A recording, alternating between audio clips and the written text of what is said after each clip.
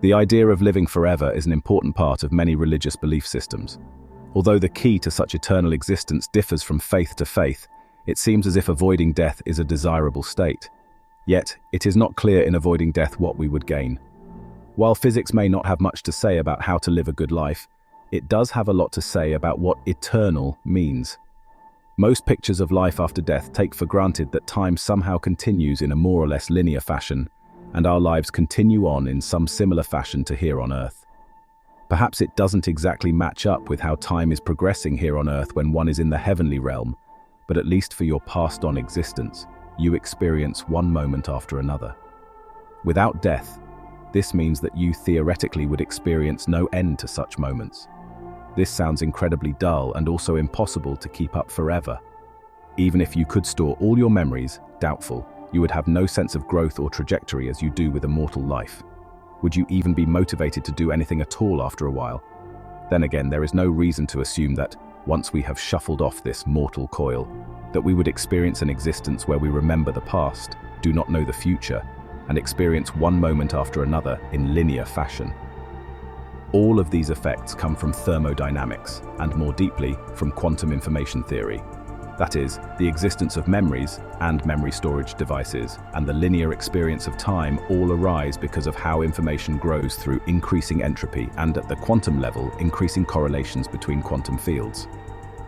There is no reason to believe that an afterlife would obey the laws of physics in the same way, or that we would experience time flowing as we do now.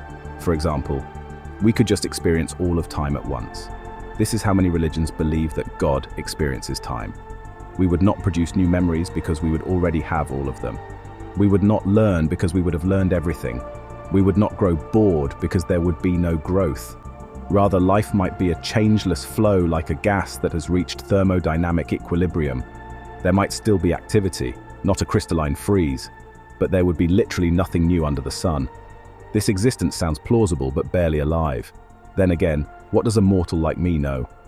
Another possibility is that one would simply have the ability to experience many separate lives. This idea, which might be considered reincarnation, is popular not only in the East, where the idea arose, but also increasingly in the West, even among Christians. While Christians have always believed in resurrection, the similarity to reincarnation is superficial. Reincarnation doesn't sound like a particularly pleasant afterlife, unless the lives one experiences are all pleasant ones. And, of course, if this went on for eternity, you would be guaranteed to experience the same lives an infinite number of times. As long as you didn't remember anything of past lives, you wouldn't know. Buddhism portrays this kind of repeating lives as being a bad thing, as being stuck on the wheel, so to speak, forever turning. Karmic forces forever glue one to the wheel. Physics allows for the possibility that the universe might be recycled many times by, for example, collapsing on itself in some way, or perhaps via some false vacuum bubble appearing and creating a new universe out of a dead void. The ancient Stoics, as well as others, also believed in this idea that the universe was continually recycled. In each recycled universe, you might experience new lives via transmission of your quantum information. If this went on eternally, you would be almost guaranteed to be reborn just by probability alone. Resurrection is distinct from reincarnation. Whereas reincarnation means being born in another body, resurrection means to be brought back to life in your own body, or a similar one. Your dead will come back to life. Your corpses will rise up.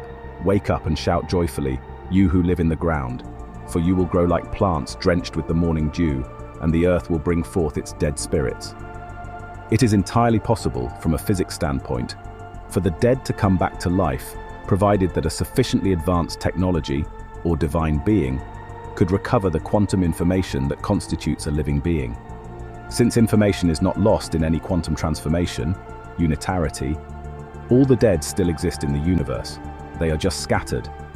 Of course, resurrection simply implies a second life, not necessarily eternal life, but certainly this is what the Bible promises. What does physics say about this? It depends on what that life is like. If it is a life in which a person is continually resurrected, then it could theoretically be eternal. But would not living an eternal life the same way one would live a finite mortal life be a kind of miserable existence? One alternative possibility is that, while time would march forward as it does now, our feelings about our lives would be different. We could just be happy all the time, as Dostoevsky wrote in The Dream of a Ridiculous Man. I suddenly, quite without noticing how, found myself on this other earth, in the bright light of a sunny day, fair as paradise. Oh, everything was exactly as it is with us. Only everything seemed to have a festive radiance, the splendor of some great holy triumph attained at last. I saw and knew the people of this happy land. That came to me of themselves. They surrounded me, kissed me, the children of the sun, the children of their son. Oh, how beautiful they were. Never had I seen on our own earth such beauty in mankind.